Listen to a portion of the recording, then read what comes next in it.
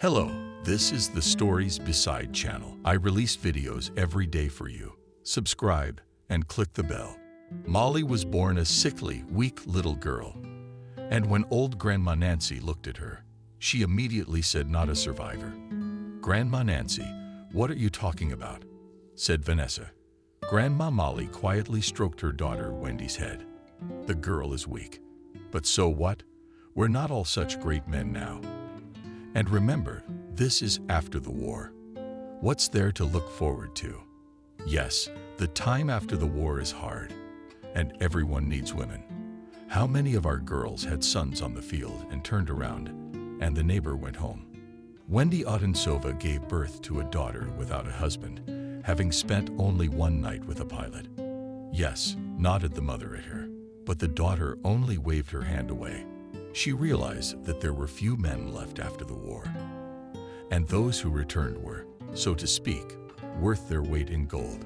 So having sat in cellars a little, Wendy decided just for herself to get a baby. What else does she need?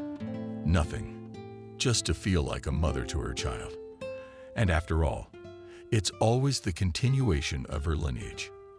"But you wanted her to go out," the mother once said in a fit of anger, because she realized that there was one more lineage in the family, and they cannot pull. "Mom, didn't you raise me without a father? You gave birth to me unmarried, didn't you? Or have you forgotten?" After that, Vanessa just kept quiet and didn't say a word to her daughter. That's true. She gave birth to Wendy, too, by a soldier. But Vanessa was a poor but noble family, and knew her lineage almost to the beginning of the reign of Tsar Gorak. And then some obscure abrek came here, wanted her daughter, and that was it. You can't even get alimony from anyone. A daughter. How are we going to live? That's all my mother asked. I work at the bread factory. I work day shifts at night. I can take a part-time job as a watchman. You'll help me. We'll see if we can get the baby back on its feet. What's Molly's father's name anyway? Michael. He's just Michael. The mother just nodded her head and agreed, but not as eager as she could have been. And what happened after the granddaughter was born? Wendy worked 2 jobs to feed her family and buy wood for the furnace, but her health was failing. A cold that started with a trivial fever, then a cough, and then they took Wendy to the graveyard. Wendy to the graveyard. They buried her as best they could. Vanessa herself did not know how she would pull her granddaughter alone, because she was already 3 years old at that time. Don't worry. You're working at the bread factory, aren't you? You'll get by just fine. You'll give her to the kindergarten at the factory. Everything will be fine. That's what the local neighbors said. But Vanessa realized that her money and even the ration cards she received at the factory might not be enough. But gritting her teeth, she went to work every night, knowing that her Ukrainian granddaughter was the only one left at home. All that was left of her Wendy. Tears choked the old woman, for she herself reached out and tried to help everyone. "And these, you see, I get a lot of money. I wish you'd all go to hell. What I get, I give back to you, you bastard. And you're just looking for a way to get more. And stab me with my own piece." But the woman realized that she should not give up. After all, who would the little girl be left to? She was only 4 years old, but the little girl was beyond her years. Intelligent and smart, began to talk early. She understood everything, was not capricious. Vanessa, she was the only thing that kept her on this harmful light, and so probably would have gone to the dust by now for her daughter. And the higher powers saw it in a woman to live for another 5 years and to raise at least a little on her feet little girl to send to the 1st grade. Vanessa maybe will register the little girl for permanent residence. The director of the boarding school had known this family for a long time and tried her best to help the grandmother and her granddaughter. "It's like Jenna. You don't think I can feed her. She's dressed as well as anyone. She's not newer, but she's not starving. She may have potatoes and bread and whatnot. But you can see for yourself that she's a girl and cheerful. No, you understand. I don't doubt your strength, but the girl will be better off here. 3 meals a day, and we get new clothes from the factory. And I've put together, so to speak, what I could before Molly's package. The uniforms are new, don't you think? And some more of my kids' stuff I'll take care of. Thank you, Jenna, for caring. But you know, home is always better than that. When I'm dead, don't leave my baby behind. And Grandma's words were prophetic. Having finished the first grade, Molly and her grandmother were happy that the girl showed the best results in school. Vanessa rejoiced that her daughter had disobeyed and had given birth. And she's an old fool, almost a grandmother. Don't cry. Who hurt you? No one, granddaughter, no one. It's me who's happy about your success, and the fact that God has allowed me to live this time to admire you. Why don't we go to your mother's grave this weekend and visit her? Come on, Grandma, I learned the news at school. I'll tell her. Let her hear it in the next world and be happy. That's how it was decided. The weather was surprisingly nice that Sunday. It wasn't as hot as the day before. A light breeze. That's why it was easy for grandmothers and granddaughters to walk along the beaten path to the edge of the city. And here is the Pogost. The first crosses are already looking beautifully. This is where I'd be buried, thought the old woman, but immediately chased away such thoughts. There's nothing to think like that. She has a child in her arms, and smiling Vanessa stroked her granddaughter's head. Grandma, I'll give my mother a field of cornflowers. Let her enjoy the flowers. Okay, granddaughter, but I won't go far into the field. Just over the road here, pluck them for me to see. I was an old lady watching Molly pick wildflowers for her mother's grave. She had long been invested with doubts. Should the girls speak, or wait a little longer? About the old warehouse bricked up in the wall of her old barracks. Vanessa was moved there almost immediately after the revolution, along with her parents, and they managed to grab a few small struggles in their haste, along with the family jewelry and a small bag of Tsarist coins. The family had stashed them in an old niche that had once been a heating vent. It was good that it was not used at that time, and that's why it turned out to be a wonderful hiding place. Vanessa knew about this stash, as well as her mother's and father's instructions before his death, that all this stuff should be taken only in case of emergency. Vanessa, I've got you jammed by God. Sell jewelry only in case of emergency. Or better yet, don't touch it at all. Mommy, I understand. But if things get really bad. Vanessa, just so you understand what your mother said, I don't mind you selling it, but it's your legacy. You're the heir to a noble, albeit united, family. And I hope that this red scourge in the form of the Red Army will die out in due time. And then Mother coughed in another fit, overcoming his illness. Then you'll be able to claim your ancestry. Your great-grandmother was an empress herself. Mom, we're going to be fine. Well, we're not. Her mother died, as well as her father from tuberculosis, leaving Vanessa to live in a communal apartment. The girl was already an adult and had the best education, so she easily got a job as a German teacher in a school and worked there until her old age. But now she had to go as a night watchman. Well, thank goodness Molly's talking or not. What about the treasure? Since her father and mother passed away, and she only took one antique ring from her daughter. My daughter needed the money for her medication, but that didn't help either. And now to tell them to a small child, even one as bright as Molly. The old woman sighed heavily and pushed the wicket gate of the local Pogost, almost half abandoned, about there being a local watchman, someone to watch over all the graves. It was out of the question. Just her and a few other parishioners who came here to see their dead. That's all. But hello, Evelyn. Molly and Molly are here to see you. Your daughter's coming over. She's gone to pluck some daisies besides cornflowers. And I'm not here yet. I want to consult with you. And the old woman sat down on an old ruined bench. Fix your handkerchief. She used to talk to her dead daughter like that at the grave. And the amazing thing was that Evelyn often came to her in her dreams and even gave her hints on what to do. That pleased Vanessa. It meant that her daughter could hear her, even in her dreams, but she was communicating with her. You realize, Evelyn, what's the matter? I can already feel my own demise. I'll see you in the next world soon. I'm not worried about Molly. She'll be fine. I mean, the principal of her school promised me she'd look after her. If anything, they'll put her in an orphanage or a boarding school. But should I tell her about the treasure buried in the wall? She's young and foolishly childish. She might have said too much. But to leave them to their fate like that. It's an old house.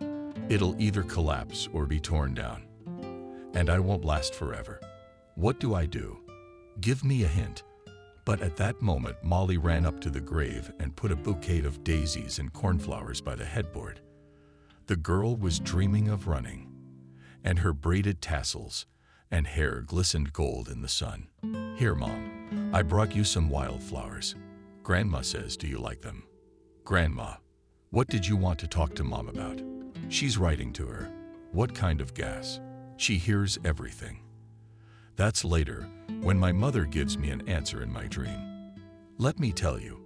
In the meantime, put some cakes on your mother's grave. Let her soul eat them. And the old woman handed her granddaughter 2 poppy seed cakes. Evelyn loved them very much when she was alive. Let her eat them like this. Vanessa wiped her tears. She shouldn't have shown her weakness in front of her granddaughter, or upset the child. And so the 2 generations sat on the grave, embraced and listened to the silence. Bird song and the wind slipping in the trees. Well, granddaughter, you've seen your mother, so let's go home. And you, Evelyn, rest. We won't bore you, and I'll be waiting for you in my dream tonight. You really only put your granddaughter to bed. And went to bed herself, as she immediately went to sleep. And so the woman sees her Evelyn Wushu. She is standing on a hill where their old house can be seen and points to their own windows. And then the house collapses, and in its place a high-rise rises out of the ground. So fast, and on top of it stands Molly. But the strangest thing about Molly is that she sees her not as a little girl, but as a grown-up lady, and so beautifully dressed. Oh, Lord, have mercy, Vanessa said, opening her eyes. But thank you, daughter. I guess I should tell you about the treasure, and I guess you can see it from up there. How will our Molly live? She got up and crossed herself in front of the icons, looked at her watch. Wow, she fell asleep at 400 hours. It's time to get up before tomorrow to cook the stove to stoke and feed the baby. When the table was set, the grandmother twitched something behind which stood the bed. Granddaughter, and lightly stroked her hair. Get up. The pancakes with jam are ready. Grandma, why such luxury? I can make my granddaughter happy once in a while. And we have a conversation to have. The girl quickly jumped out of bed, slipped her bare feet into slippers, and went to wash her face, when gradually and stroking grandmother and dress was put on, and her hair was invented into 2 tight braids. Mo, as she was called by her household, Molly sat down at the table. There was no limit to her surprise. There was homemade milk and pancakes on the table, her favorite raspberry jam, eggs. Grandma, where's the money coming from? That's none of your granddaughter's business. You'd better eat something. And then we should talk over a cup of tea. When the girl had eaten and Vanessa poured herself a cup of tea, she sat opposite and thought she didn't know how to start. But she realized that her days were numbered. And she had to start this difficult conversation. Molly, you're a girl, smart, and almost an adult. So understand me, you may soon be gone, so you may be alone. Grandma, what are you talking about? I'll marry you, and you'll take care of my kids. God willing, girl, but you'd better listen. Here the woman stood up and pointed to a place in the wall, above which stood an unmarred typewriter. Hidden in this wall are the family jewels, the coins, and they were left here by your great-grandfather and great-grandmother, and strictly punished. I'm not to touch them. I only took out an antique ring once and sold it to try to cure your mom. Grandma, why are you telling me this? My little girl, my mommy and daddy told me that this is a treasure to be treasured. It's not just gold. It's magical in a way. You see, Molly, these jewels are our legacy, a gift from the Empress herself. and they'll be used to admit you to the nobility when you grow up. It's like your passport, high society, and you'll be able to take your proper position in society without the miserable existence that the revolution has brought you. Grandma, don't interrupt me. I know what I'm saying, so now I'll get to the most important thing. Do you know where the treasure lies? And when I'm gone, don't tell anyone about it, and don't talk about it now. Do you understand me? Yes, Grandma, but I don't understand. If I die, you have to stay here and keep the treasure. Emily sat back and nodded understandingly, but she really couldn't understand why she was telling her all this, because her beloved grandmother would live for a long time. Though the girl listened attentively and tried to understand everything. Grandma, if I can't cope. This thought had already crossed her mind, and the woman just did not know how to act. She really realized that the girl might not be able to cope with the task. Though, on the other hand, she couldn't just leave the treasure in the wall and not tell anyone about it either. Vanessa kept thinking about this question when her heart first seized up, and she realized that at her age it might fail. I'm sure you can handle it. After all, one thing you have to realize is that this is your pass to the top, your ticket to better things. If not, you'll have to live not as a princess, but as a working girl. But if you do, you need to rehide them. You agree? She knew her granddaughter's character well, and if you get her interested in something, the girl would do it. And now she hoped that Molly would be able to keep the secret of her family, and in the future she would be able to proudly declare her family, and I suppose, her status in society, and a clan that would not be forgotten and would not fade into oblivion. Molly smiled and nodded her head. She understood her grandmother perfectly well, loved her. That's why she made a vow about herself. With all her might she would try to fulfill her errand. But apparently, having freed herself from the mystery that oppressed her, Vanessa had already gone down with high blood pressure by evening. It must be nerves, she thought. I'll take some pills and sleep. And then, God willing, I'll get up early. Although in the morning in the house, there was a grief Vanessa gave up at 0 o'clock God's soul, leaving on this world little Molly. Getting up in the morning, the girl did not hear the usual footsteps of her grandmother in the room was cool, and on the table was not her usual simple breakfast of porridge and a glass of milk. Grandma, I'm up, where are you? Molly shouted loudly. But when she stepped out of the partition and into the main part of the room, Vanessa was sitting in a chair near the window, her head tilted to the side, staring at the wall with open eyes. Molly almost shrieked, but clamped her hands over her mouth in time, and she remembered all too well her grandmother's admonition to stay in this house with all her might. But what was she to do? She just didn't know. After all, she was just a little girl who had been left a complete orphan one morning.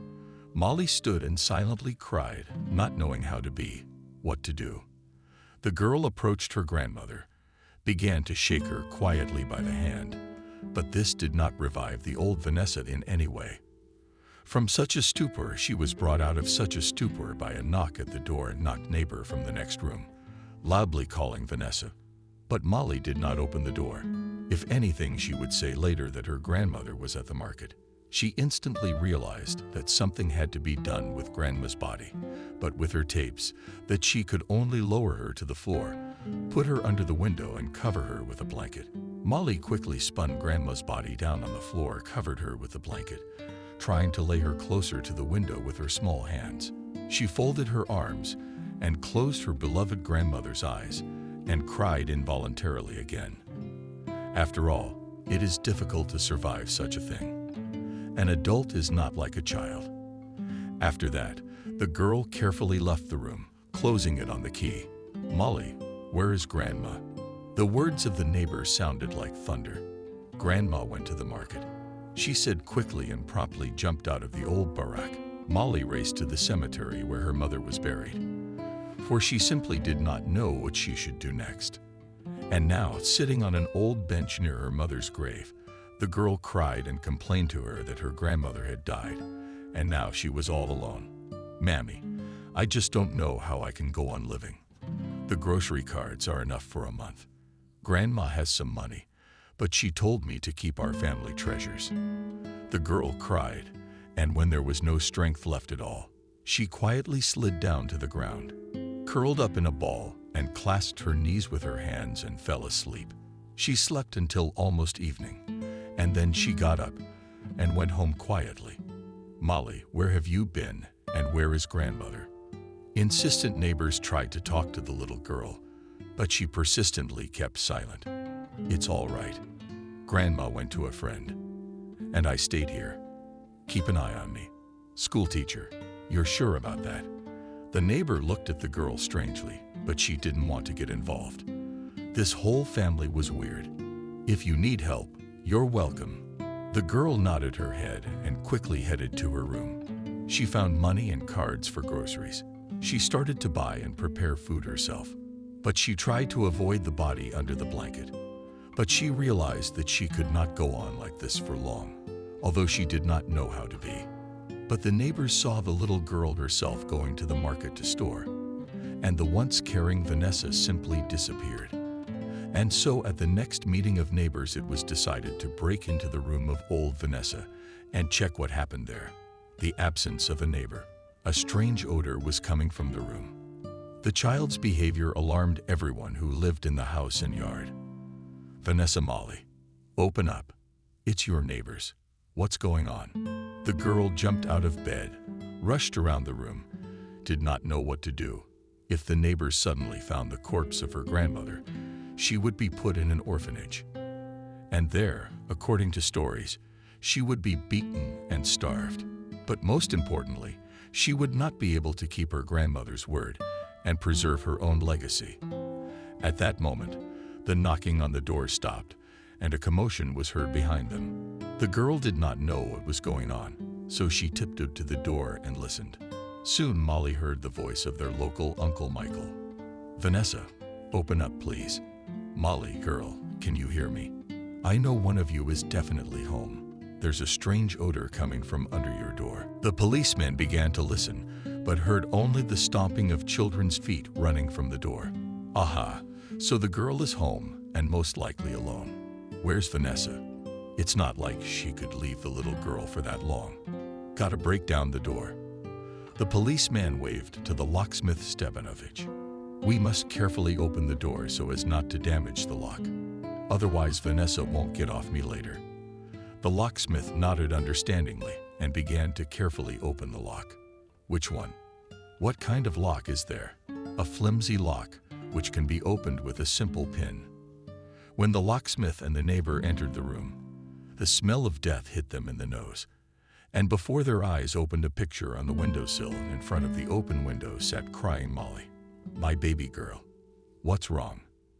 A kind-hearted neighbor, with whom old Vanessa was more or less friends, rushed to the girl. But when she took the crying child off the windowsill and cast a glance at the body covered with a blanket, she immediately realized everything, shrieked. She immediately pressed the child's head against her shoulder and turned around so that she wouldn't see it. But what was there not to see? It looked like she had been living with this nightmare for almost a month. Here it was already. "Yeah, where had Vanessa gone?" quietly said the precinct officer, who walked over to the body and lifted the bedspread. "No wonder she'd been gone for almost a month. How on earth did you live, baby girl, next to the body?" He looked closely at Molly, whom he had known since birth. Yes, in fact, as well as her late mother and grandmother. And just shook his head. "Call the paramedics and the investigative team. Don't take me to the orphanage, I'll be lost there." Molly's voice sounded especially loud in the silence. "Plushenko, do not worry. You are still, no one is not taking you anywhere. No one. But the girl has to go somewhere. She can't live here by herself." The investigator realized the absurdity of the situation. But what to do? "Why are you clamoring? Let the little girl stay with me for a while." The neighbor, who took the first girl in her arms, immediately made a decision: let her live. She has enough space, and money to feed another family is enough. And then look, you can and claim for this room. It will be just right. A place for my son to live if he decides to marry. Are you sure about that, Camille? The policeman knew that the girl would be better off here than in an orphanage. But that's none of his business. Let social services handle it. Yeah, I'm sure. I work with my son on bread at the factory, so it won't be a problem to feed her. All right, take the little girl in for now, and then we'll decide what to do with her. Decide what? I'll take custody and that's it. What's that orphanage gonna give her? She's just a kid, and she's not very bright. Molly was a smart girl, and she knew she could stay here. That's it. The main thing now is to convince Aunt Nadia to keep her. And let everyone think what they want, but she really need to stay in this room or next door to look after the ordinary treasures. Molly clung tightly to her roommate's neck and cried, nervous overstrain, and the morning situation itself did not have the best effect on her psyche. She quickly picked up the baby and took her to her room, asking her to stay here and she would come back. Molly, I'll be right back. And what's up? And how well the girl wiped her tears and nodded her head. She realized that now her fate was being decided and she had to stay. There was nowhere to go. Camille returned to the old Vanessa's room and caught the moment the body was being carried out of the room. At that minute, a piece and an arm slipped out from under the bedspread. At what she saw, the neighbor cried out, "Aunt Camille, don't leave me." Vi voice running from Molly's room made the woman turn away from what she saw. She hugged her little body tightly and pulled her close to her. "I won't leave you, sweetie. Don't worry. Why did you leave the room? You promised you'd stay with me. Can I have my doll? It's on the bed." "Molly, wait for the coroner. He'll leave and you can take it." "I don't think so. Let him take it now," the precinct says.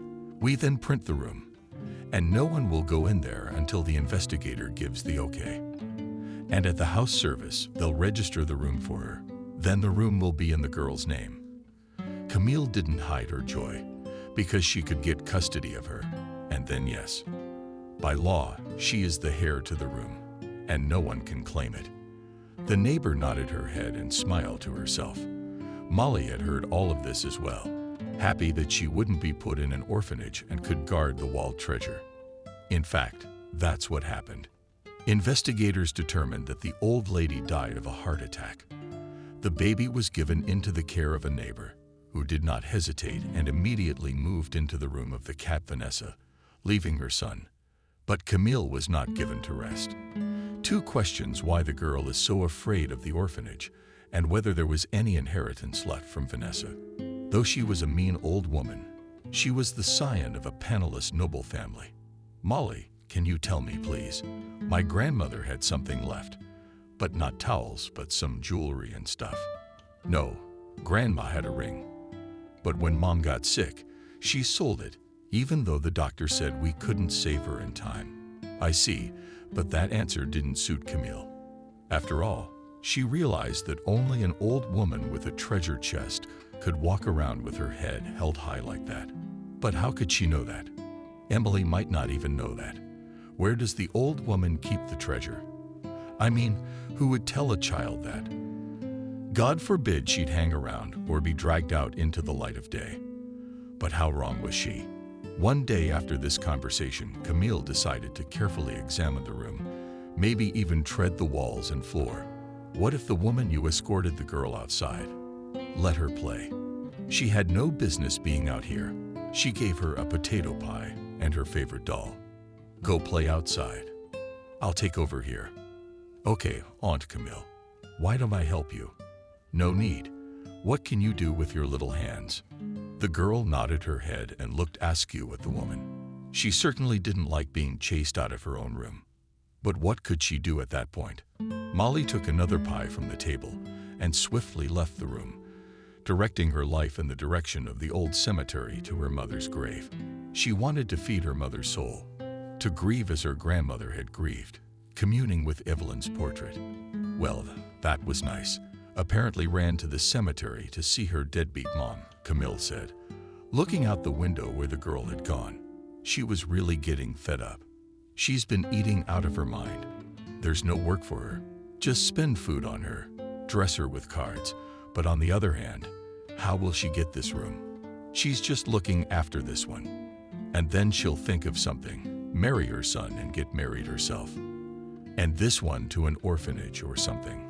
Camille moved away from the window and looked around the room with her eyes. Where could the old rich woman keep her treasures? That Vanessa had gotten something from her, she knew for sure. After all, it could not be that the descendants of a noble family had not brought at least a handful of coins with them in the Revolution.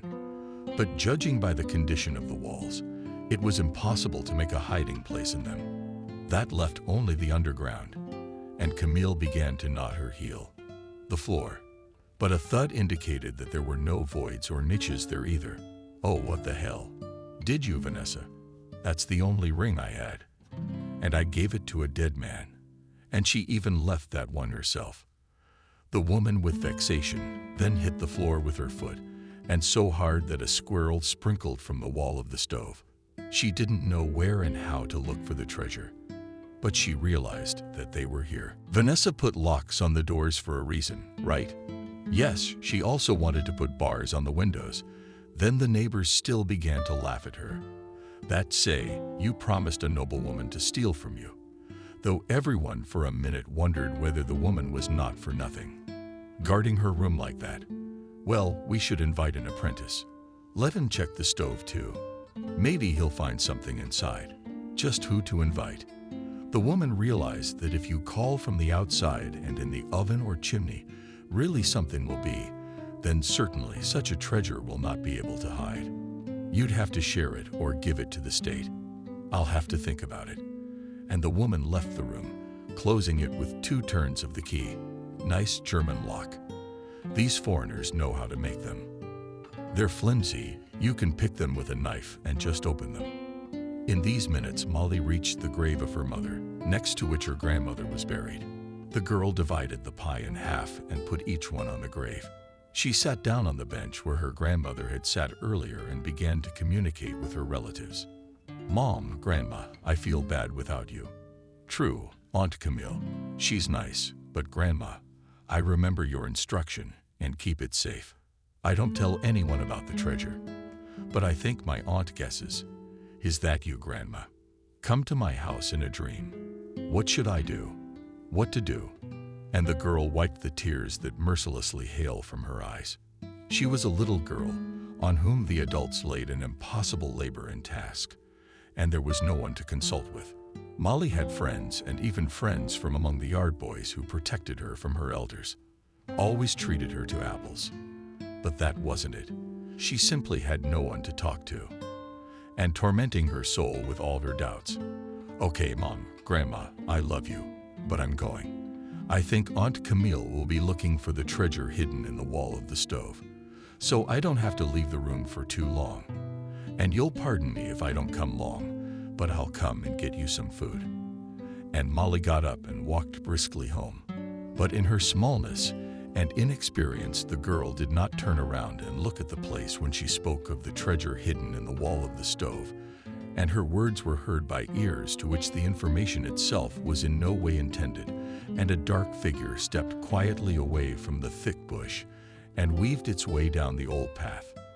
In this gatehouse, which had formerly belonged to the cemetery keeper, had taken up residence with Michael, an old front man.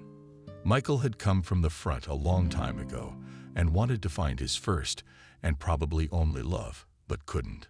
He was told that Wendy had been resting in the graveyard for a long time. They even pointed out the grave.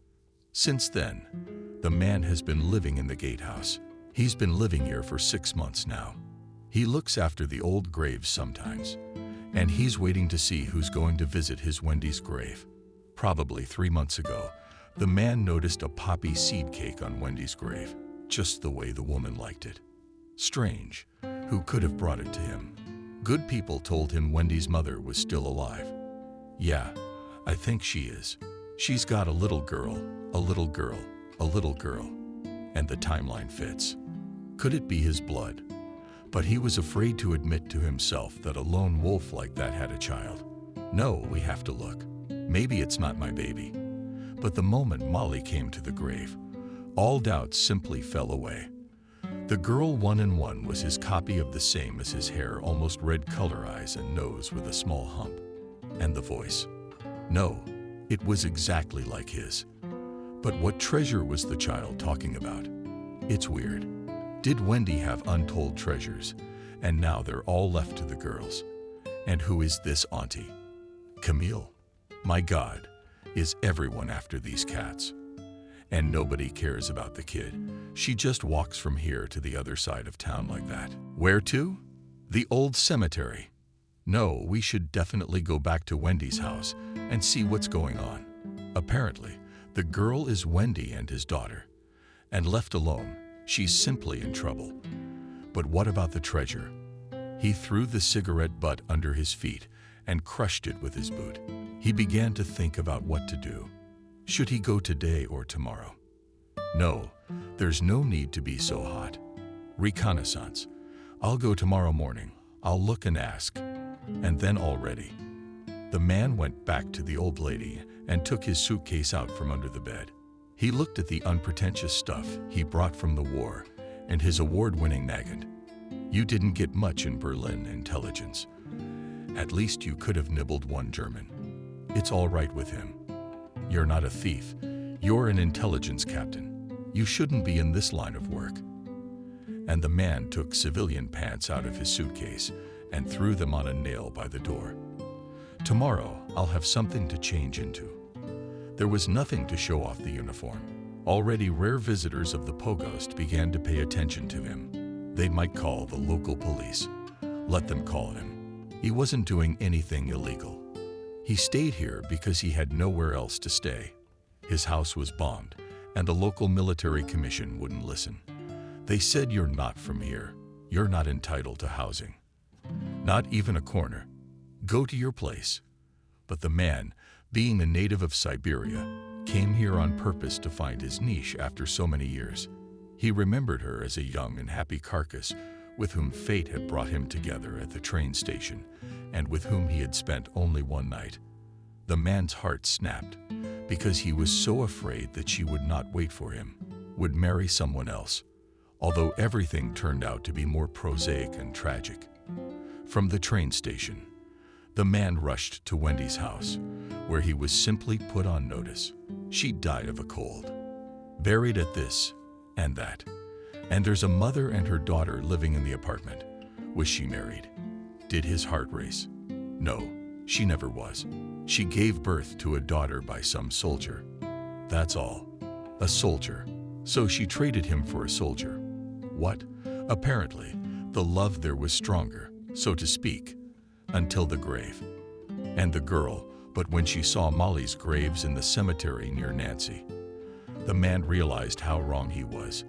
This is the little girl of his blood, and he will try to do everything to adopt her, and then take her to his native village, to show his mother and prove to everyone that he is not an empty color and not an empty voice. In the village, Michael had long been notorious for not marrying, because he was not strong as a man, nor can he have children, though on the other hand, none of his battle girlfriends complained about his strength. And the fact that he couldn't have children, it came out by itself without consequences.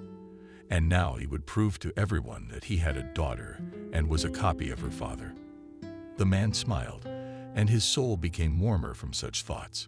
He lay down on the old bed near the stove and, throwing his hands behind his head, began to think, if Molly is his daughter, if she knows where the treasure is, then you can not only come home with an heiress, but also a rich man. Michael had heard many stories that the nobility after the revolution had managed to sneak away some of their wealth, and some even hid it so securely that there are still untold treasures lying in many caches. Come on, that's not the point, but it's for your education, my little girl. He lay there thinking about how he'd come home, how he'd show that little girl to everyone. He would build a house of solid logs, bring his parents there, and then give his daughter to the City Institute. Michael didn't even notice how he was hovering in the clouds. He fell asleep, but the dream itself was restless. He suddenly had a vision of Evelyn in his vision. She had never come to him in his dreams before. And now here was Michael. "Save our child, save our child." She waved at him and then disappeared. The man woke up in a cold sweat. himself not realizing what it was. His heart was pounding frantically on his forehead. Large drops of sweat were oozing, and his breathing was cut short. Jesus, what a dream. He looked out of the window. It was already getting dark outside, so he had slept a long time. 6 or 7 hours. That's okay. The body itself knows perfectly well how much to rest, how much to sleep and eat and drink water. Although it's worth getting up, making tea and heating the stove. Summer is warm during the day, but the nights can still be damp and cool. Michael got out of bed and put his feet into his Kurzovy boots, went outside, looked around and took some large logs from the fields. He looked up at the sky and remembered his Evelyn, how he had missed her all those years during the war. And then when he returned to civilian life and started looking for his family. But everything will be fine now. He knows that. Warming a small stove, Michael put a kettle on the stove, threw a handful of automaton herbs in it. Thanks, Grandma, for teaching me. I won't forget you. I hope you'll help me bring my daughter back to her father's house. Having drunk the tea, Michael went to the doorstep and sat down. He took out tobacco and paper, rolled a wet duck, took a drag, and for a mushy plum. He looked at the duck and threw it on the ground. What an infestation! It had eaten through all the lungs. We must throw it. If there's a child in the house, you'll throw it yourself too. What child are you talking about? Honey. Michael jumped from surprise and turned around and looked at the real woman in front of him. Who are you? Don't be afraid, I'm Camille. He's just been going to the cemetery. My pupil girl is so light, and Molly has not seen. Camille didn't go to the cemetery for nothing. She looked all over old Vanessa's room, but she couldn't find any hiding place. Then it occurred to her that the treasure might be hidden in the cemetery, buried in Evelyn's grave, for instance. Not for nothing the old cargo from there often showed, not thinking long to feed Molly Koi-san. Woman, she threw her handkerchief and sweater and went to the old cemetery. What if? But as she walked, Camille realized that it was unrealistic to find treasure there. It's not an old crypt, not some funeral structure, but a grave. But it's true, she wouldn't dig up and bury the treasure every time. But she's already gone. It was worth checking out. Camille walked through the cemetery and decided to look in the old cemetery path. And lo and behold, sitting on the doorstep was a military man, smoking himself, the meek, and talking about the baby. Talking. Camille realized that Michael had come here from the front to look for his family, Evelyn and his daughter. What kind of Evelyn are you looking for? Not the one buried next to Grandma Vanessa. Oh yeah. Michael stood up in surprise. He'd found someone who could tell his daughter about Evelyn and her life. So, who were you to her? Wasn't she Molly's father? Well, don't spoil it for her. I've taken custody of Evelyn's daughter. Her paperwork's all in order. But I wanted to check with Evelyn about the father, but she's dead, I guess. I saw the girl here at her mother's grave, and I understand her grandmother is buried here. Yeah, the little girl comes here a lot. When Vanessa was alive, she used to take her to the grave, and then she left after her daughter. I can talk to her, but that girl is Molly. If that's my daughter, I'll take her. Don't worry. I'm not gonna leave you alone. And if you want, I'll leave you Evelyn's room too. Believe me, is it true? You'll take the girl. You're gonna leave me the room. As the baby's father, Camille grinned at the man and had already lost her hands. This was the solution to her many problems. She gets rid of an unnecessary burden in her face. Defke gets that coveted square footage. Yes, plus if the treasure is left in the room, Camille can easily search it from floor to ceiling, up to the point that the floors will tear to the concrete. The man himself saw the advantage of making a deal with Camille. She would know exactly who the baby's father was. Yes, if he could interest her with a ringing message, the aunt would have no problem giving him custody of the girl. Paternal custody. And you don't worry, if you help me, if you don't force me to give her rights, I'll leave her without even saying a word. Camille looked at him askance. He's not an alcoholic or a fool. He's a good-looking man. He wouldn't cheat. She did a quick calculation, all the odds, and nodded. So be it. The wool of the lousy sheep. Good, then let the girl stay with me for a while, and you get the paperwork together. What else do you need at social services? And by the way, you can't bring a house in town on your own. It's her cemetery here. Okay. Camille turned around and was to the exit from the Pogost, but stopping, turned back and spoke. I stopped by the other day. She did not visit the grave of Evelyn and old Vanessa. No need to show this strange occupant of the Pogost for now. Where could the treasure be hiding? And Michael's already forgotten about the treasure. I'm glad his suspicions have been confirmed, so he can take the little girl away unhindered. Hell yeah. What about the treasure? He didn't even think of that. And this is Camille going on the attack. I don't know if she knows where it is. That's why she's keeping the baby for now. It's weird. But if the woman knows there's treasure in the room and the girl knows exactly where it is, Molly's in danger. What do we do? Just walk in on your daughter and say, "Hi, baby girl, I'm your daddy. Let's pack up the treasure and go before I'm either taken to the Neuf house or put in the penitentiary." No, you don't want to just do this out of the blue. We need to think this through. We need to do some recon. And then, the man sat down on the bench and began to think. He realized he shouldn't scare the little girl like that. And to begin with, it is necessary to get acquainted with her, but that would be tomorrow, and tonight to sleep. The man entered the house, and having closed the door on a bolt, lay down on a bench, covered with a warm overcoat. He slept that night, Michael restlessly. And no wonder. So much to experience, so much new information and discoveries. It's no wonder that sleep fell from his feet. The man dreamt of Nadia, strangely enough, pregnant little Molly.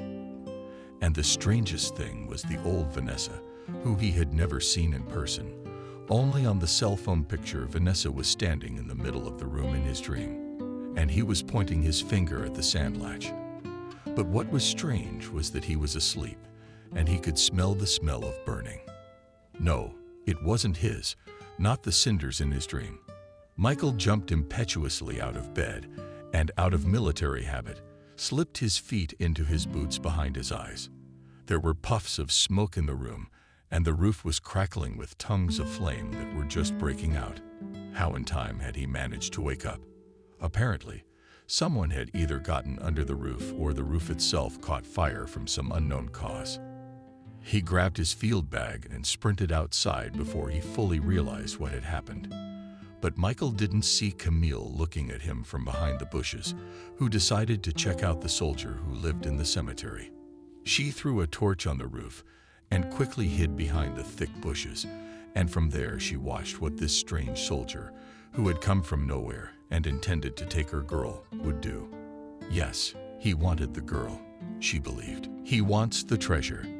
He's not gonna give me a room unless he canvasses. They've all been rented out.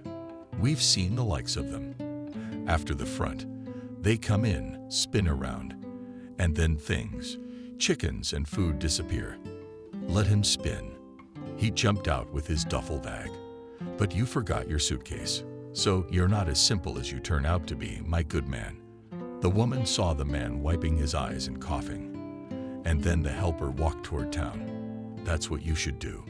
In the meantime, I'll search Evelyn's grave for treasure, but there was no treasure, though the woman searched very carefully. Meanwhile, Michael threw his bag over his shoulders and walked toward town. Come on, with this road burned. So it would only speed up his relocation to the city. But where to go? Maybe straight to his daughter's house. He thought and headed for the place where Evelyn used to live, and he was not mistaken in his choice. When Michael approached the house, he stopped and looked around at the grandmothers on the benches, children in the sandbox. Everything as it should be in peaceful life. Patsana in the forehead, then play. It's nice. It's like there was no war, no grief and human suffering. And here's Molly with her doll playing alone without her friends. What can I say? Maybe there are no girls here. Maybe that's a good thing. So I'll meet my daughter without witnesses. And then how will the conversation go? Maybe she won't recognize her father, won't want to know or see him. Michael carefully approached the girl and quietly said, "Molly, it's you." Molly jerked at the voice of a strange man and looked at him carefully from under her forehead with her smart gray eyes. "Yes, my eyes are my blood," Michael thought and smiled.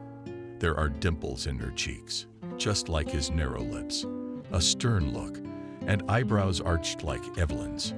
"Why did Aunt Camille send you?" "No, Molly, I wanted to talk to you. You realize I'm your daddy. My name is Michael, your mom, and I didn't know each other long, but then you were born. You're my daughter, you know." Molly sat on the curb and couldn't say anything.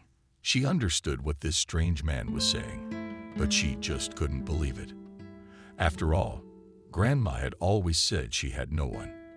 And if Grandma died, she'd be put in an orphanage. "I don't believe you," the girl shouted across the courtyard. Everyone heard her. And now already playing noodles, guys, and sitting on the bench, old ladies began to look closely at the strange man. Some of them even stood up and walked over. Little wonder what kind of souvenir wants to offend a child so easily. "Man, who are you? Why are you bothering our Molly?" The woman's voice was harsh.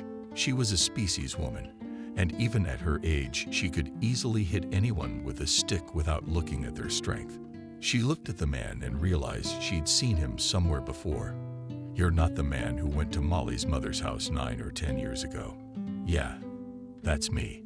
It's just, I'm Molly's father, and I've only just managed to get here.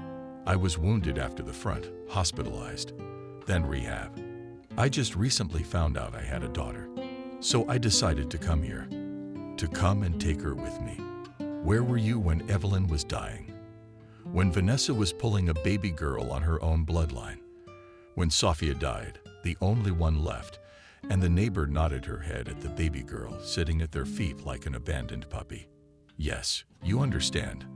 I only just now found out she existed, that I had a daughter. Not to mention the fact that there's grief here. I'm ready to make amends. You think that's the only place a penal battalion buys their guilt? No, I'm a captain, reconnaissance, so please be respectful. And yes, I am Molly's father, and I want to take her. And don't be afraid to take her room for yourself."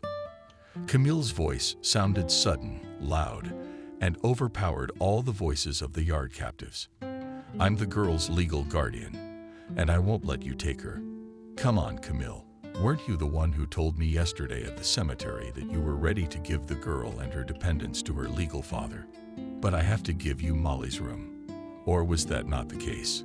The woman pressed her lips together quickly, not knowing what to say to that statement. After all, the fact that she had gone to the old cemetery had been seen by many. To deny it was to invite even more suspicion. "Yes, I did.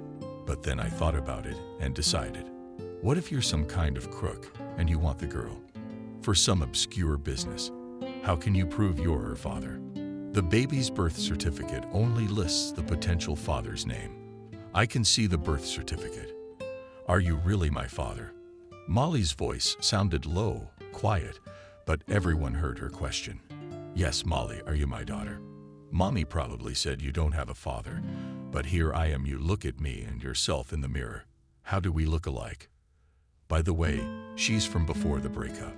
Well, your mom gave me this antique and magical pen mirror." And Michael pulled an antique mirror out of a duffel bag. It had a long stem made of golden metal. It glistened in the sunlight, casting bunny glints all over it. "Wow, that's right. Real gold," Camille thought to herself, and stared at the antique. "Must be worth a lot of money, huh? That bitch Vanessa. She said she had no money, and here she was giving away such things left and right." The mirror itself was made of real gold, and Evelyn gave it to Michael as a keepsake. Let there be something left of their inheritance. At that moment, the woman did not believe that they would be able to keep the wealth. The time was too hard and hungry. Although Michael carried it with him all through the war and in the post-war years without breaking or scratching it, now he showed it to his daughter. It's really my mom's mirror. My grandmother told me about it, although she always scolded my mother for giving the mirror without her permission. Well, it's true. You're a daddy." And the girl threw herself around Michael's neck, hugged him, and began kissing his stubble and floor and cheeks. The man simply could not restrain himself and also kissed and stroked his daughter's head, pouring tears, which did not shed for all the years of war. And what to hold back his emotions now? They had found each other and everything would be fine. "Daddy, you won't put me in an orphanage for anything. We'll stay at your grandmother's and Mom's room for now. And then, citizen, show me your papers." The policeman was called by the neighbors. Not many people believed that Molly had found her father, or rather he had found her. It all looked too suspiciously good. Michael put his daughter on the ground and took the duffel bag off his shoulder. At the same time, he noticed with the corner of his eye how the policeman's hand twitched and reached for his gun. Yes, of course, the sergeant was in no hurry to pull out his gun. "I'm from intelligence. Here are my passport and military ID." And he handed the documents to the policeman, who began to scrutinize them, checking the photo and the man's face. Yes, it looks like he really is a scout. Although on the one hand, after the war, there is no telling what kind of scum is coming into the city. But the policeman couldn't find anything to pick on the documents, and he asked what business he was in town on. "Yes, you see, I was looking for my family, but I found only my daughter. So, citizen, let's go to the nearest police station. There we'll check your documents and the authenticity of your words. Maybe it's not your daughter at all, and you want to hurt her." But then Molly jumped into her father's arms and screamed, "I'm not letting him go anywhere. He's my daddy. I don't have anyone else. I don't want to go to an orphanage." "Don't listen to that girl. She's been living with her dead grandmother for a month. She must be out of her mind." When Camille said those words, Michael almost fainted. How could it be? A small child and lived next to a corpse for a month. It just didn't make sense. What the hell are you doing? Inhumans, how could you let this little baby live next to a dead man? Even the Germans couldn't do that. Michael just didn't understand how it could happen that he picked up the little girl in his arms like that and looked at the policeman, nodding his head. "Come on, brother. Take us to your nearest station. We'll find a solution for these good neighbors." The policeman himself stood white as chalk from what he had heard. After all, even having been through the war, he could not imagine that in peacetime such a thing was possible. He nodded his head and led the father and daughter to the station. The girl put her arms around her father's neck and quietly moaned in his ear, "Daddy, you really won't leave me?" "No, of course not, my dear child. I won't leave you. We'll live happily ever after in my new home. But don't tell anyone about the policy yet. There's a hidden treasure in my room with my mom and grandma. I'll tell you later." "Okay, but don't tell anyone else about it yet. That's what my grandmother told me. It's my pass to a better life." "It's okay, daughter. It's gonna be okay. Just don't worry." Already in the station, Michael and little Molly were given tea and porridge from the soldiers' canteen and sent to the office of the investigator, who was in charge of the case of the death of the grandmother of the girl's old Vanessa. "Well, tell me, Molly, who's that with you?" "That's my dad. He's going to take me and Nadia away from the orphanage." "That's good. But tell me, did Aunt Camille ever hurt you?" "Yes, she said all sorts of mean things about my mom and grandma. Then she threatened me that she would give me to the orphanage. That's what she said." The investigator was surprised by the girl's words. Camille seemed really kind and friendly. And now this. "Yes, she thought I was asleep, but I wasn't. I was lying quietly under the blanket, and I heard everything. Aunt Camille said she was going to put me in an orphanage. Let them starve me there, because I'm bursting. And then I froze to death from the cold there in winter. But I have a daddy now, and I'll go with him." "And where does your daddy intend to take the baby?" "I hope you have your own place." The investigator realized how serious and responsible this decision was. "Don't worry, comrade investigator. I'm from Siberia myself. I have my parents' house. I'll come back with my daughter and build a log cabin. But you understand, while I have to draw up the documents for my daughter, so that I could get the appropriate certificate and write it in my passport, I may live where her mother and grandmother lived. It's on Severny 32. The investigator looked in the records of the deceased Vanessa. Yes, Uncle Investigator, Molly said quietly. Mom and Grandma lived there with me. Let Daddy live there. The investigator spread his hands. After all, there were no grounds for refusal. He nodded his head and made appropriate notes in the file. He turned to Michael. Let's do it this way. I'll take you home by car now. I'll get you in. We'll make sure everything's all right. You understand, Camille had custody of the girl as a neighbor, and she was already counting on getting this room. Don't worry, comrade investigator. I'll keep the room. Let her live and be happy. She has children of her own, and I don't need it. The only thing is, I ask you to let me sleep there a couple of nights. You know, I'll get everything in order, and then I'll go home. All right, then let's go. The explorer put on his cap and waved his hand at Michael, saying, come with me. Half an hour later, Michael and Molly sat on the bed and heard Camille shouting indignantly. The woman, of course, was not too pleased that a stranger had thrown her out of the room with his presence and taken the girl away. And these are some kind of government benefits. And ration cards. Yes, how can you give him a child? Look at his face. Siberian. He's more like a convict on the run.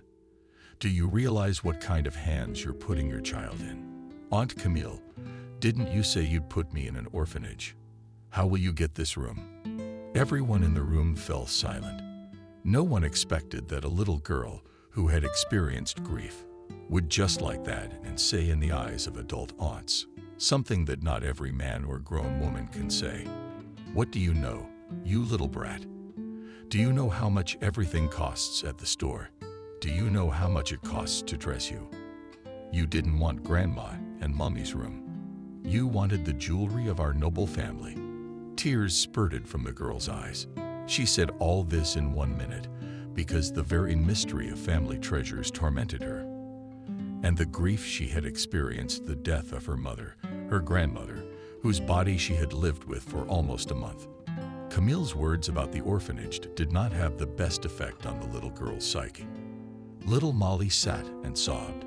She was trembling, and after a few minutes she simply fainted. Go. Call an ambulance. There's a phone booth behind the house. He gave the order loud and clear. The investigator realized how critical the situation could be.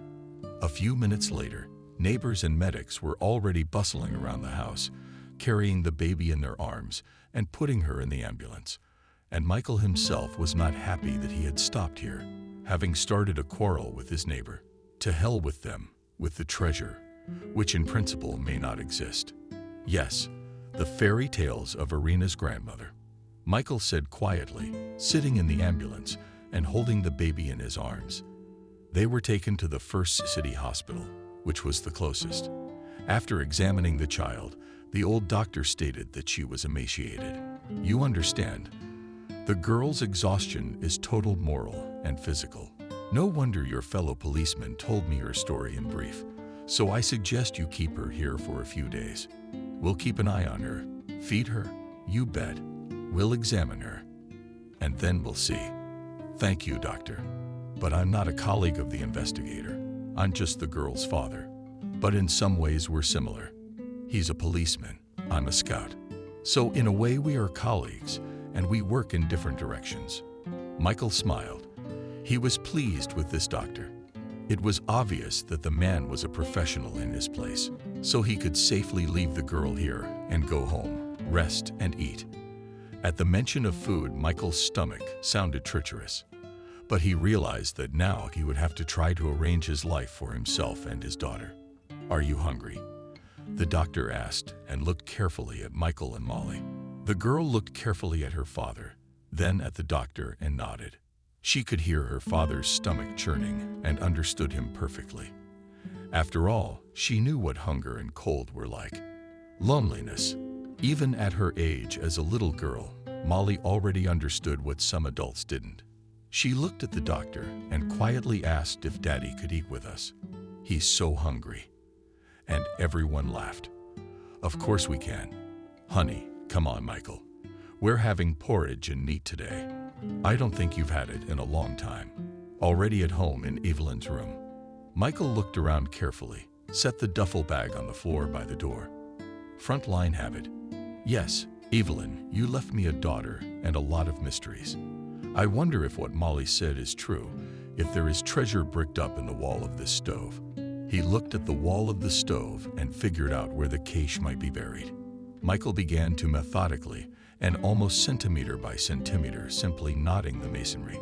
The sounds were muffled, indicating that the masonry was intact and there was no void inside. The man was almost desperate to find what Molly was talking about.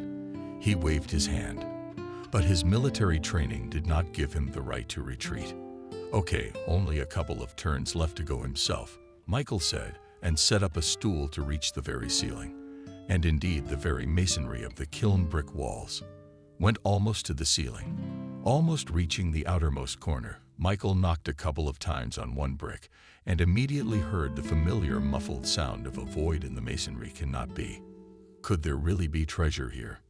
But here was a strange sighting of a squirrel, untouched but scurried around a few times. Has this treasure been untouched for years? Michael stood on the stool and wondered what he should do. Should he break the masonry now and open the hiding place? But if there is nothing there, at least he will check this version and Molly's words about the hidden treasure in the wall stove, and will be able to quietly leave this room, filled with death, the city itself, and go to his homeland. So we should take a wooden hammer, swing it 3 pizzas, and all proceed to dismantle the masonry. But that's tomorrow. Michael carefully got off the stool and put it back in its place. He took a quick bite of something he bought on the way to the market and went to bed. He lay on the bed and thought about Evelyn sleeping here, or maybe her mother Vanessa could often sleep under Molly's side. How homey and warm and cozy was this? I guess that's how it should be in every family, where everyone loves and cares for each other. Tonight, Michael, strangely enough, dreamt of Evelyn. She was standing on the hillside and looking at him. The man smiled and tried to get closer to her.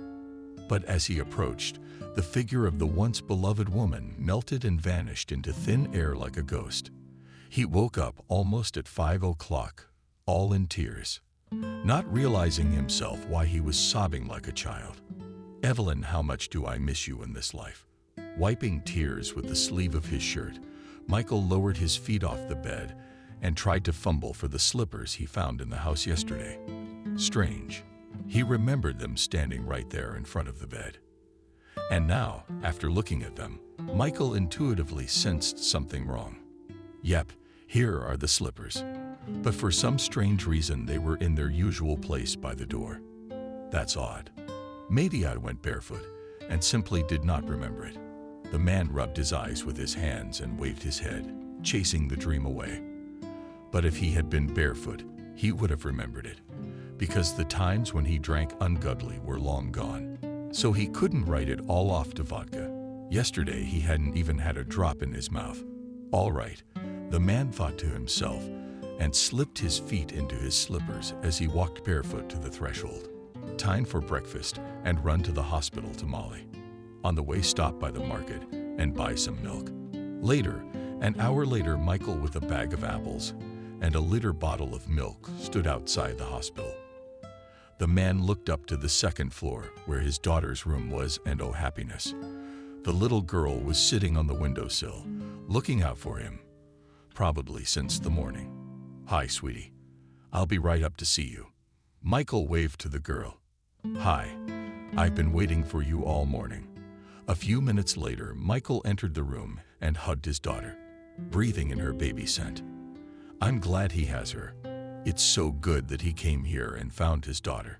Now he has a family, and he's not alone. You've been fed.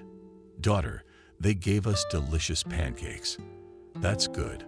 I brought you some apples and milk. You should drink milk. It's calcium. So let's have it while it's warm. Michael took out a bottle and poured thick and still warm milk into his daughter's cup, which the girl drank with pleasure in a minute.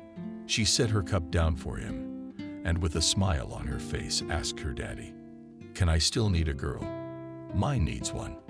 And Michael gladly poured another portion into his daughter's glass, watching her drink with appetite. He watched and realized that he would do anything for his daughter. He realized that for his daughter's sake, he would sell his soul to make sure Molly grew up well off and never denied herself anything. He looked at her and stroked her head, delighted with her smile, the sparkle in her eyes, and the fact that at least now he could make up for lost time. "Thank you. It's popular to have such delicious milk. All right, Molly, you go ahead and get some rest. Build up your strength. Don't worry. And I'll go to all the authorities and get the paperwork done." Your daughter looked at Michael and grabbed his hand, afraid that he would leave and never come back. "Don't worry, my daughter is back and we will be together. You'll never go to the orphanage. Do you remember?" The girl wanted to remind her father about the treasure in the wall, but was afraid that she might be heard. But the father realized what was bothering his daughter and cautioned. He also put his finger to his lips. "I remember everything. You don't have to worry, sweetheart. Today I will go to social services and passport office, and in the evening I will stop by and bring you ice cream. Do you like ice cream?" Her daughter nodded happily and pulled her arms toward her father.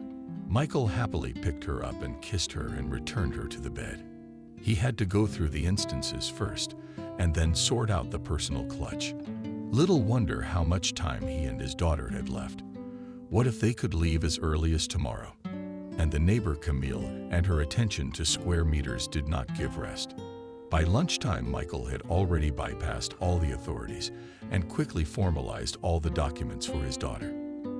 And in this helped not only his combat experience and the grip of a scout, but also tears and promises of promises. You can't do much to get your child back. Yeah, Michael thought. He'd never felt such happiness before. "Good afternoon, Michael. How's Molly?" Camille's voice, suddenly coming from around the corner, brought the man back to earth. "Well, if you're interested in her condition, and not in square meters, I can show you what room she's in. It's of interest to you. You took such good care of her." The woman pressed her lips together and said nothing, rapidly pushed into the entryway, tapping her heels on the wooden floor. "Yeah, you can't say anything. I'm surprised the kids didn't take after their mother. They seem like nice kids. All right, I'll just wish her luck in her quest and valiant endeavors." "Totally." Sama meekly walked into the entryway and went to her room. He had to sort out his documents, cook something tasty for his daughter, and visit her in the hospital. And in the evening, the man stood in the kitchen at the stove and thought how to quietly and discreetly dismantle the walls. After all, if you start banging in the evening, it will certainly attract the attention of neighbors. And if you do it right now, knock on the table first as if repairing it. And then already, "Michael, good afternoon. You can't help me." Klitschko's voice called him out of his thoughts. "Yes, Jenna, anything I can do to help." Jenna was a local Mali theater prima donna, performing at street concerts with numbers, singing, sometimes showing tricks. Michael looked at her and understood that Jenna was a person from the category of theatrical bohemia, and such concepts as hammering a nail into a wall or fixing a Primus something incredible. "Michael, you realize I have a wobbly chair and I need to fix it. You can help me." "No problem. Jenna, I can fix it. I'll just get my lunch ready and then I'll get started. Do you mind?" The girl smiled sweetly and, looking at Michael, asked quietly how Molly was doing. "If necessary, I can get medicine, groceries. You do not think anything bad. My fans are more than willing to help." "Thank you, Jenna. Nothing yet, but I'll keep that in mind. I'll definitely come to your place sometime." She nodded and went to her room with light steps. It's not weighty. Within 15 minutes, there was already a cooked lunch on the table in the room. And in front of him was the very chair that should have been repaired. Inspecting the unpretentious piece of furniture, The man realized that simply rocked the nuts, which were terminated legs to the seat, but it was necessary to create the appearance of work and noise. So he frantically began to bang on the table. You can't think of anything for fun.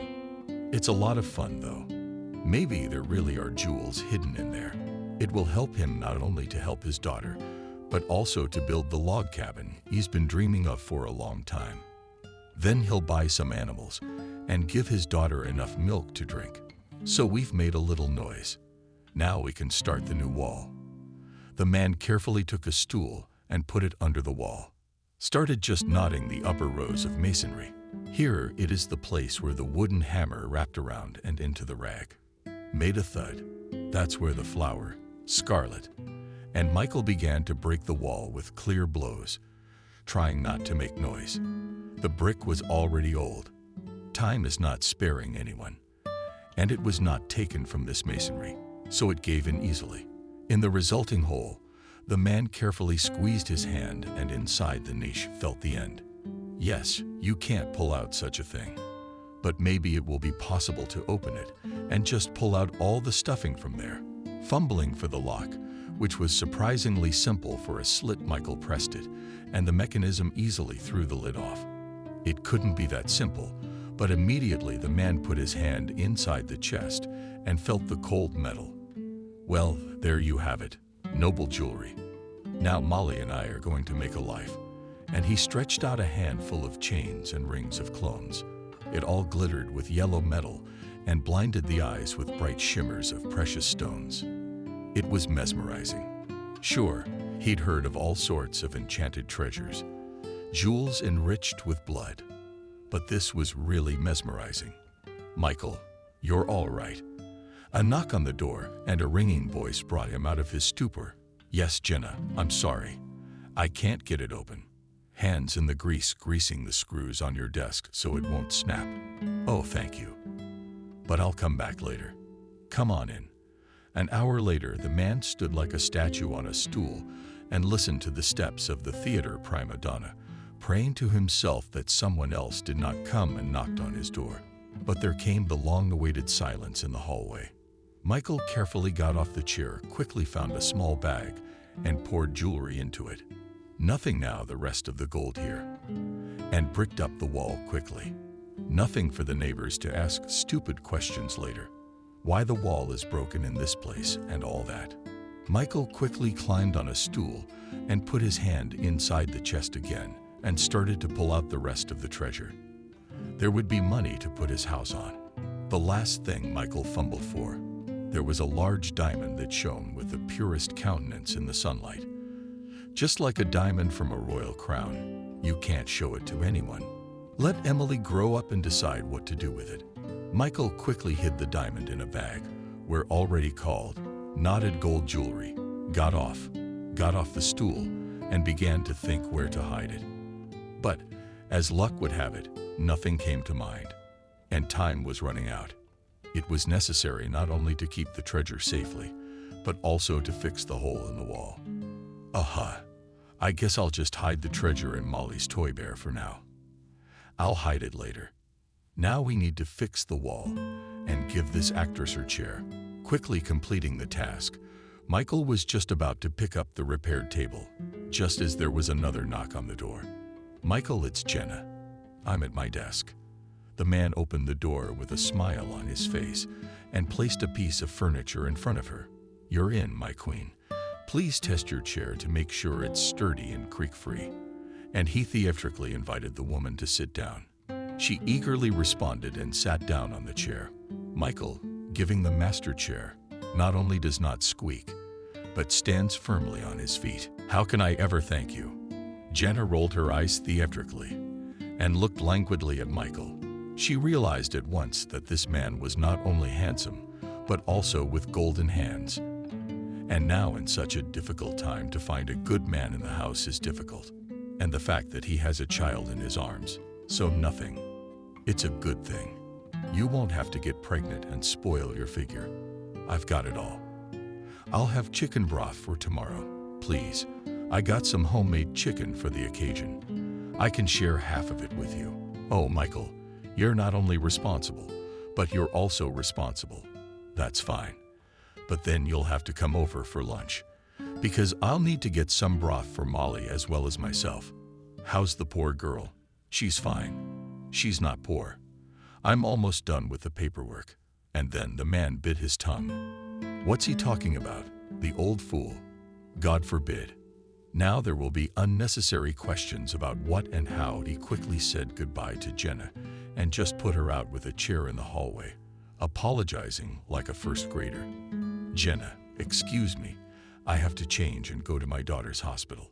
Having closed the door on a lock, the man quickly looked around the room, threw a glance at the masonry plastered in the wall, and thought that it was worth it, probably, to break the whole wall to make this place stand out. Quickly prepare the solution. Michael whitened the stove and opened the windows. Let ventilate the eggs, and only at that moment he saw Camille watching his windows. Camille, good afternoon. Would you like to come with me to see Molly at the hospital?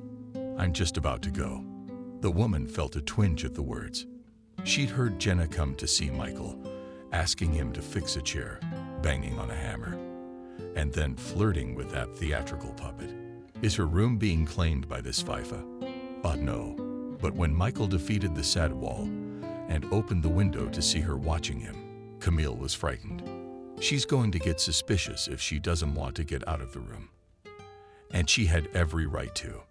Next time, I'm in a hurry. I'll bring you guys a delivery for Molly tonight, and I'll do some recon. What did you do in the room? Is everything in place? Sure, come and have tea on the floor and we'll talk. Tea for you. What about wasting sugar on her? I will. You didn't even give the little girl a handful of candy yourself, and everyone's looking. Everybody's looking for something. Maybe she knows about the treasure too. Then I can see why she's holding on to that square footage. Probably guesses that Vanessa might have kept jewelry in the room. But I'm ahead of you, Nadia. You don't want to get your hands on other people's stuff, especially if it's Molly's legal money. I'll use it to put my daughter back on her feet. After closing the door, Michael went to the hospital. The girl must have been waiting for her sister. She's probably sitting on the windowsill like this morning. You shouldn't keep a child waiting. Besides, he had every reason to make the little girl happy. The papers would be ready in a couple of days, and they could leave this terrible place.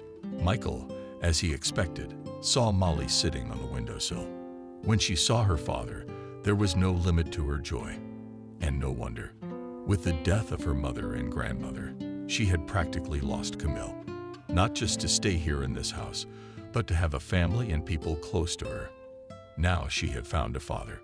Michael was like she often drew him in her dreams, a brawny military man with the same hair, color, with white ride like her gray eyes and strong hugs. The girl did not even doubt for a moment that Michael was her father. She recognized in him by an inner instinct the kindred man who had come to take her to Siberia. She knew that it was cold there, that the land itself was harsh and not always welcoming to newcomers. But the girl gave herself a vow to conquer these harsh expanses. Just like now, she sat on the windowsill and dreamed while waiting for her father. I want to be a researcher, or maybe I'll be an animal doctor or a military officer like my father. She closed her eyes and mentally imagined how she and Michael would live in their new house, where she would have her own separate room, her own bed, table, and textbooks. Here in this corner she would put the floors of books, and here the table on the windowsill would surely be a red geranium. It was pleasant for her to think. To dream like this, and wait for her father. And here he would be. Molly waved her arms and almost fell off the windowsill. She was scared, but at the same minute she remembered that her father was beside her. He would always pick her up on his arm, even if she fell from the second floor. Molly, please be careful. Michael's heart clenched when the girl almost fell out of the window. He probably wouldn't have survived such a tragedy. No, he knew for sure he'd pick her up. But Daddy, I've waited so long for you. I'm here. Don't worry. I brought you dinner and Lopo's ice cream before it melts. How are you feeling? Good, Dad. That makes my little boy happy. Now listen to me carefully. I'm almost done with all the paperwork. Your birth certificate, where I'll be registered as your father. It's almost done. I'll pick it up one of these days. And there's one more thing." The man looked around carefully, afraid that he was being overheard, but he was alone in the room with his daughter. He got up and opened the door and looked around the corridor. "Daughter, don't worry. I found what you told me about." Treasure Molly almost jumped up on the bed, but Michael managed to pick her up in time and cover her mouth with the palm of his hand. "Don't scream or they might hear us," the man said. "I'm sorry." So there really was treasure in there. Grandma wasn't lying. And you're doubting your grandmother's word. Michael smiled and stroked her head. "No, not at all." The girl shook her head cheerfully. And only at that moment she realized that her life had changed dramatically. "Daddy, when we go to your place, I'll have a new school. Friends, of course you'll have a new school, friends, and a new home. You want to live with me, don't you?" Michael looked carefully at this lovely creature who had changed his life so suddenly. Very much. A week later, Michael and Molly packed their belongings into 2 small suitcases and quietly left the room in the early morning. Michael scrutinized his temporary shelter once again, and for some reason, for the first time in his life, he crossed himself on the threshold. That was it. Now he could leave here and never come to this town again. He carefully, so as not to wake the neighbors, closed the door, locked the lock with 2 turns of the key, and put it under the mat. This was what he had promised his neighbor Camille, with whom it had been agreed that the room would remain hers. The latter, of course, was delighted. But even more, she rubbed Camille's nose in the fact that she would be able to find hidden treasures in it. But that was it. "Molly, we're leaving. Maybe you should have said goodbye to your friends and told them everything." "No, I'm an adult and I've made my decision. I'm gonna write to my old friends and tell them how I'm living with you in my new home, and they can come visit us later." "Of course they can. Come on, let's go back, and my yaga is in." That's just what my grandmother used to call me. And Molly stopped and cried. For once, the child gave vent to her feelings that she had hidden inside for so long. What can I say? I mean, even a grown man couldn't handle it. And this is a little kid. "My daughter, don't cry. Maybe we should stay here after all. Have you thought it over?" "Yes, I already told you. Let's leave." And she took her father's hand and led him firmly into the street.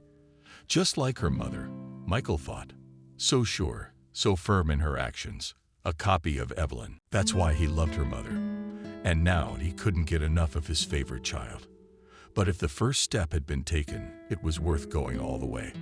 And Michael went to the sunlight for his little commander, as he later called her. What to say next? This is a different story, which has its own continuation. Very happy. And every participant in the story got his well-deserved reward. Camille got her desired room, but she never found the treasure, though she almost tore up the floors. True, she was able to successfully marry her sons and years later to nurse small grandchildren, in whom he did not dote. Michael, as he wanted, was able to successfully sell some of the jewelry, and for quite a lot of money to build a house and get a job in his native Siberian village forester. He loved these places, although many people said that it was a harsh land. But only here are born real heroes. He loved his work and his daughter, whom his relatives accepted with great joy. What can I say? The girl was just like her father, and appearance and character. Molly grew up and became a beautiful girl. Entered after school, which she graduated with honors in medical school on pediatrician. She dreamed of taking care of all the children of the planet, so that none of them could not experience what she experienced. She still often dreamed about her. Vanessa, who waited on the threshold of her room and sometimes waved at her. Her mother often came in her dreams and stroked her head. From such dreams, Molly woke up all in tears, but realized her mouth would always be with her in her legacy and future. Daddy, when I was little, my grandmother used to tell me that our treasures were proof of nobility. Maybe I should apply to the Nobility Society and get the status quo. Molly, You're all grown up and still going from Cinderella to princess. Dad, I'm gonna argue with you on this one. This is what my grandmother Vanessa wanted. So I'm gonna file the paperwork and include a picture of that necklace we have on it. By the way, glue, macaroni. This I read in an encyclopedia, the mark of a master jeweler who served at the court of the Empress. Yes, who, by the way, was shot by the revolutionaries. Daughter, maybe we should let it lie until better times, right? Emily didn't know what to do. She wanted to do her grandmother's will, but on the other hand, she realized that her father was right. Times are hard right now. Maybe we should just wait it out. Here you know that daughter Michael lived a piece of cutlet, which Molly cooked and continued. Graduated from college. You'll be almost 21. And then you can do whatever you want. Okay. The girl ate and thought, and realized how right her father was. Maybe it was really worth waiting until she graduated from the institute, and then time would tell. She smiled, and looking playfully at her father, suggested Paul. Let's go to the place where I grew up as a little girl. Molly, do you really want to do that? Michael almost choked on his fries. Daddy, I've been dreaming about Mom again. I really want to visit her and Grandma Vanessa's grave. You have no idea, do you? The man put his fork and knife on the table and put his head in our clenched fists. He thought about it. He had long ago made a vow not to remember the place from where he took his little girl, but to visit the graves. Okay, I don't mind just getting through the session. And by the way, I'm taking a vacation in July. We can go there, and then we can go to the sea. Let's do it the other way around. Michael did not understand, looked at his daughter, asking a mute question. How? First we'll go to the sea, and then to the grave of Mom and Grandma. Do you understand? Not Mom, not Grandma, have never been to the sea. And from there I want to bring them seashells and put them on their graves, so they can hear the sound of the sea in the next world. And then Molly couldn't take it anymore. She dreamt of her grandmother again, but now she was walking towards her, asking for directions with her mother, and they waved at her. How she wanted to run up to her grandmother's dress, like she did when she was a child, to hug her with her warm arms and stroke her head. Daughter, but don't cry. The man himself couldn't bear his daughter's tears, and at the mention of Evelyn as well, he soured. He stood up and paced around the kitchen, not knowing how to calm Molly and calm himself. Okay, let's do it this way. I agree. Just don't cry. I won't. I'm sorry. It just came on. Molly went to the bathroom where she was face again with cool water and looked at her reflection in the mirror. Here again eyes will be red until the evening, and she still have to go out with Tolik to dance. The girl fixed her hair in a braided braid and tried to smile to herself. How did she become like her mother? Molly thought, remembering the only picture of Evelyn. But I'm my mother's daughter. She went into the kitchen, where Michael stood by the open window, smoking. On the table was an empty shot glass and a cob, a bottle of cognac. Dad, what were you drinking? Michael himself did not like this business, but now he was so eager to drink just a shot, so to speak, and to memorialize the admirers, that while his daughter was in the bathroom, he could not resist, took out a sealed bottle of cognac from the refrigerator and poured himself a shot. Yes, sorry, I just couldn't help but remember our dead. Did you say the right thing about the sea? We'll bring them presents. Let them be happy for you and me. Everything will be fine with you. The train rushed and brought in a compartment of father and daughter, who were happy and tanned from the sea. Lucky, thought many people, and they were right. But the faces of Michael and Molly did not shine with joy. Each of them was thinking about their hometown and the days of death they had spent there. Molly, let me go and get you some tea with lemon. Yes, with lemon. Her father's voice brought the girl out of her stupor. She loved him very much and realized that he was having a hard time as well. Once she even stammered to him that maybe you father should marry a second time. You're still young. You're still handsome. But at that moment, Michael looked at her so much that Molly was silent for a long time. Look over there. and the man pointed with his finger to the hold on which Evelyn's picture stood in a beautiful frame. She was, and is, and always will be the mistress of this place. No woman can replace her. You don't count. And turning around, Michael quickly put on his jacket and shoes. He went outside. It was autumn, but he did not notice the passing rain, not the cold dampness that took to the bones. The man walked around town for a beat to o'clock, remembering Evelyn, but on the other hand realizing that Molly wanted to do him good. Returning home, he shouted Molly from the doorstep. "You're home." "Yes, Daddy. I'm sorry. I didn't mean to hurt you, did I? It's just that you love me and you want the best for me." Michael sat down on a chair in the hallway and began to take off his shoes.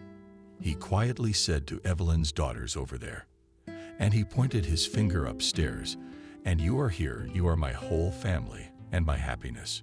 Got it? And don't say that to me again. Put some tea on." That's how they lived. And now, standing by the graves of Evelyn and Vanessa, they were each thinking about something different. But now there was no sadness on their faces, only love. "Mom, Grandma, I brought you seashells and your favorite flowers, cornflowers, and for you, Mom, and for you, Grandma, peonies. Good afternoon, Evelyn, and good afternoon to you, Grandma Vanessa, and look at your granddaughter, beautiful future doctor. I didn't abandon her, as many people thought, but raised her to be a beauty." A tear traitorously rolled down to my eyes.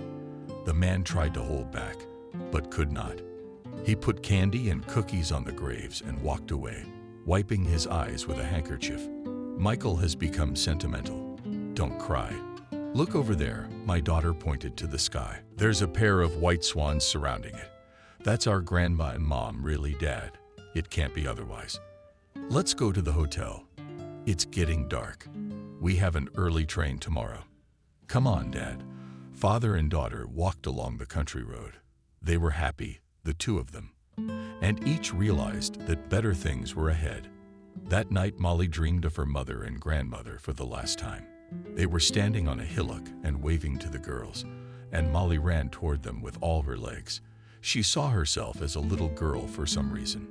"Molly, wake up, daughter. You're dreaming and having a nightmare again." Her father held her by the shoulder, waking up to her screaming. "We should take her to the doctor." "Dad, Mom, and Grandma came to me in my dreams again. They often visit you in your dreams. Did they scare you this time?" "No." The girl wiped her tears with her hands, took a glass of water from the nightstand, and took a couple of sips. "They were saying goodbye to me. Daddy, I won't see them in my dreams anymore." And she burst into tears even harder. "Daughter, they will always live in our memory, in our hearts." They sat like that until almost morning. The daughter snuggled into her father's shoulder and howled sobs. And at dawn, Molly got up and went to the window and opened it wide open. "Daughter, I hope you don't do anything stupid." "I'm fine. I just realized that now I have to say goodbye to them too." I waved to the sun. She waved at the rising sun with both hands. She needed here to let go of her former fears and open like this window of her life to new accomplishments. Now she understood what her mother and grandmother wanted to tell her. "Thank you, my family. I will always remember and love you." They drove home, and all the way home, of the girl's face.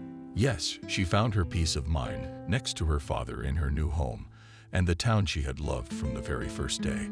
She looked out the window and imagined driving to her new life. Like when she was a little girl, when her father took her to a small Siberian town. Everything would be fine, the girl thought, and she was right. After all, everything in her life turned out in the best possible way. As her grandmother wanted, Molly became a doctor and the best pediatrician in the city. She successfully married a wonderful man and gave birth to 2 children, a son and a daughter, who was named Evelyn in honor of her mother. But she did not apply to join the noble society.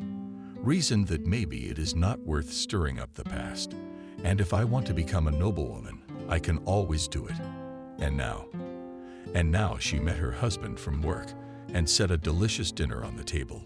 Why stir up the past? Let it be there behind the threshold, and here will always be warm and cozy.